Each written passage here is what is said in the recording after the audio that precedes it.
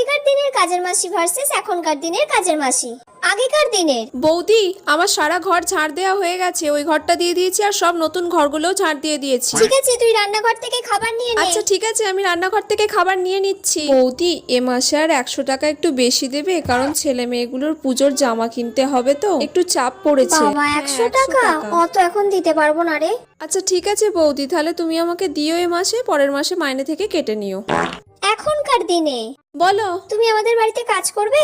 আমার মাসে 4000 টাকা লাগবে। ঘর ঝাড় দেবো আর বাসন মাজবো। আর ঘর মুছবে না? না না, ঘর মুছবে আবার কে? পুজোর সময় শাড়ি চাই আর প্রত্যেক দিন আমার খাবার লাগবে এবেলা ওবেলা। আর আমার যদি কোনো ব্যাংকের লোন আটকে যায় তখন একটু চেয়ে নেবো, তখন একটু দিয়ে দেবেন।